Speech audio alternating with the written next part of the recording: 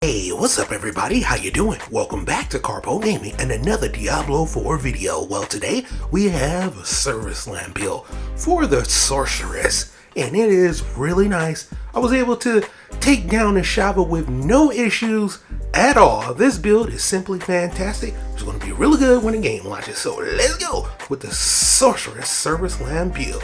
So once again, thanks for watching everybody, and without further ado, ladies and gentlemen, let's get started. I'm not going to take up too much of your time. I know we only have a limited time for the service lamp. Hopefully you can try out this build for the Sorcerer. Like I said, I had no issues taking down the Shava. All of the resistances are decent, hovering right around above 25%. Some really good damage as well. So let's get started with the build itself. We're going to start off with Spark. You can choose any one of these that you want, but I'm going with this because I want to do some crits. We're going to go with Enhanced Spark for our second point that we're going to put into this build. And then our third point, we're going to plug that into Glinting Spark. And this one's going to give us a nice chance to get some crits with our main ability, which is pretty cool. Now, for our core skills, we're going to skip everything. No core skills. You can choose whatever you want. I went with Potent Warning. 1 point in this for the Summer Slam. So we can get a little bit of tankiness, just a little bit, and 2 points into devastation so we can get more mana, because yeah, who doesn't need more mana?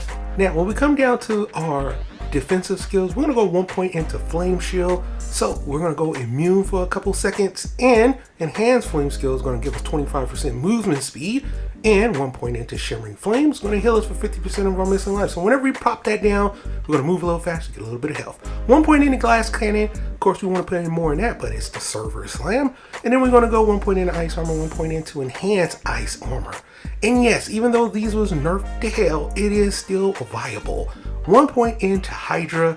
That's right, 1 point into Enhanced Hydra.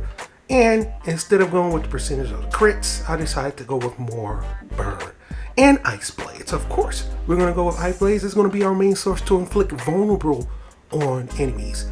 It is nerfed to the ground, but Enhanced Ice Blade is still decent, and Summon Ice Blades. And even though it's only 20% cooldown for other abilities, we're really using this just to inflict vulnerable. You can switch this out and use another ability. Totally up to you. We're going to go with 1 point into Align, the elements, a little bit more tankiness, and 1 point into Protection. You guessed it, it's going to help us survive a little bit more. Now, after you plug in all these points, you're going to come down over here to the Mastery skills. And here's where things can get a little bit interesting. I went with 1 point in Blizzard because it continually chills them and eventually slows them down and freezes them. But if you don't want, you can come in and plug a point down over here into Meteor, and that'll be a very viable option right now and for in-game. But I went with this just so I can slow down enemies. So, the enhancement effect, what did I go with? I actually went with the Hydras. Yeah. After spending 300 mana, you're going to get a 5-hitter Hydra. This helps a lot. Extra DPS, and if you don't have that lovely legendary to give you 2 Hydras, well, you can get it after every 300 of those mana spent. Now for our armor pieces, yeah, not a lot of legendaries, but still, I got 1 rank of Ice Blades, which is cool. You want cooldown reductions, and of course, this is going to be a Thorn build. I don't have it perfect, but I'm working towards there. Chest piece, all stats, thorns, and you kind of want to roll a lot of intelligence to help us get more damage for our abilities. We did get a nice aspect that we plugged into this piece right here. A little critical strike chance, attack speed, decent, nothing great, but it works, and it works together very well. Our next piece, of course, we have thorns. We also got 1 ring to Blizzard, which is excellent because we're using Blizzard. Thorn on top of thorns, and a little imprint. Anybody can get this. It's from one of the dungeons, no problem. We also have our boots right here, a little mana cost reduction, help us get our abilities up more. 6 stall stats, 3 intelligent. Of course, you want thorns, but yeah, it is what it is. Until we get that piece, this is what we roll with. We also have our weapon, all stats, intelligence. We kind of want intelligence, stats, cooldown reduction, and our thorns, right? We come over here to our lovely focus that we got. Yep, it's a legendary. We got some stats on this bad boy, which is nice.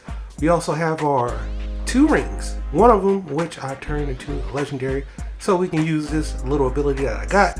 When we freeze the enemy, you're gonna become invulnerable for 3 seconds, which is nice. Some nice stats on there. fire damage, lightning damage, critical strike chance. You see where we're going with this. We're trying to boost up all of our abilities that we have. Fire, lightning, ice damage, thorns, anything that's going to boost up our damage since we only level 20. Now, let's show off these stats, right? I am level 20 on this bad boy. You want high intelligence because this is going to help you get your skills damage up. 13% extra damage on the skill, which is nice. And here are some of the regular stats you might want to check out. 11.9% for the critical strike chance, not bad at all. 50% critical strike damage, all damage, almost right around 10% extra damage, which is nice. Only 130 thorns. Wish it was a whole lot more, but hey, we working towards that goal. Now, when it comes down to the resistances, like I said, everything hovering around a little bit after 25%, which is good, especially for a Shava. 27% poison resistance. Definitely nice. And yeah, this build is pretty freaking good. How good is it? Let me show you. We're gonna go against some level 22 bosses right here at Nerfed. Here, you can try out your build against some level 22 guys. Of course, you got a Shava at 25, and you got the level 30 zone, which I went into, and the build worked really good over there as well. But against these level 22 bosses, I think is an excellent way to try out your build because it's 3 of them, first of all, right? So you got to take out 3 bosses at the same time, and this is where I finally learned my build. Now, the footage that you're seeing right here, I didn't have any legendaries, and I didn't have my enhancement effect. All right, so you're looking at a kind of a downgraded to what my build is right now, and right now it's really, really good, especially if I'm only level 20.